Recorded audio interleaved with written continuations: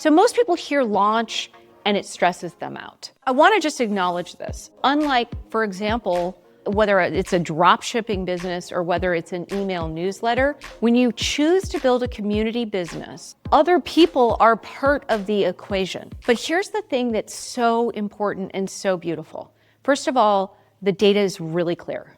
The only thing you need to create something that you can charge $48 a month for is 10 people. Most people think launch, they think it's very stressful, it's very big. They have to put it on social media where, by the way, sadly, only about 1% of your followers are even seeing it. And here's the switcheroo. It's not about a launch. It is just about how are you bringing in your first 10 founding members. And here's the beautiful thing. If you bring in 10 members, you can bring in 100. Your people, the contacts in your phone, you are not trying to sell them on your community. Let's just get that out of the way.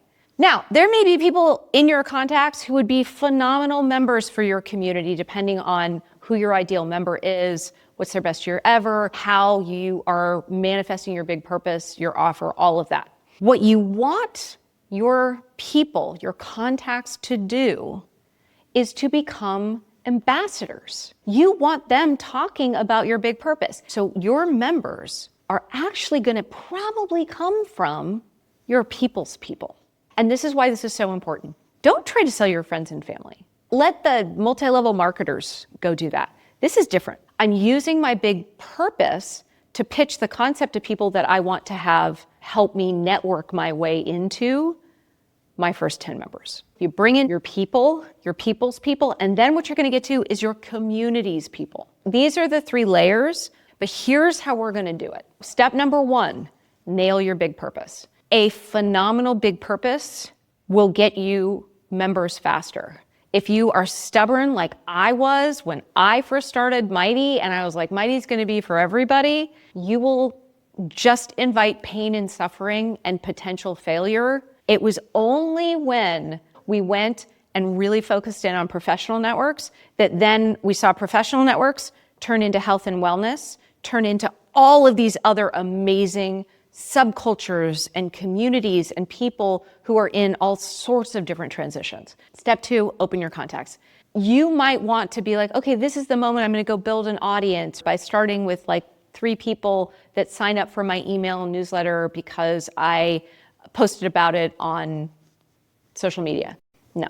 Open your contacts. Don't think about your contacts as people you're going to pitch on your community that they would join, because that becomes really stressful. Think about them as your ambassadors. And every time you might be stressed about asking those questions, just remember, there's a person somewhere in your people's people who is desperate for this community right now. And finally, do me a favor. Talk to people one-on-one until you have 10 people. So you might have to have more than 10 calls. That's fine. But the whole idea is that you are actually learning in each and every one of those conversations what resonates with people. One of the things I used to teach was do informational interviews, and here's what actually happened. Anybody who did them launched and immediately made their money back and made a profit. That same informational interview could be done in the process of recruiting your first 10 members. So just make a point of doing one-on-one calls. And not text messages.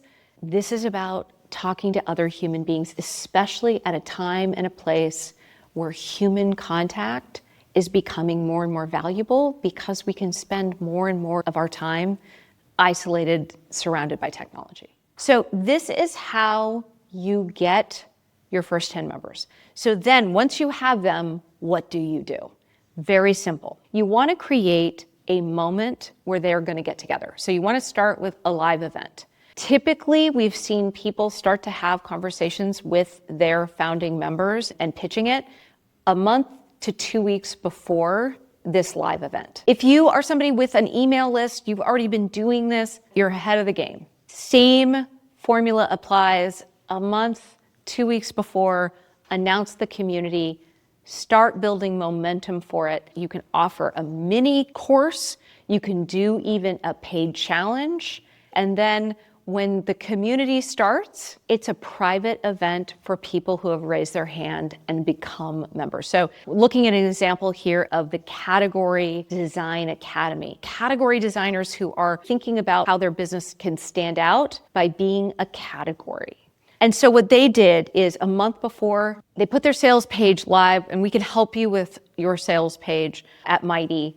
And then the email started, and we're already very good at sending emails. Again, this is why if it's just for 10 people, just call people. Make sure that you've reminded them that this event is starting your community. 2 weeks before, they did a free live event for prospective members. And then on the launch day, they had an exclusive event for members to meet each other.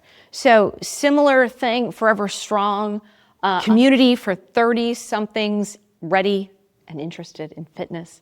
1 month before, they had a In Real Life Summit and announced the community. Then 2 weeks before, they had their sales page up, emails started 10 days before, and on launch day, they also did an exclusive member-only event. So this is a very well-established system that is working today across Mighty Networks that are launching and seeing a lot of success. Watch the video here to learn how.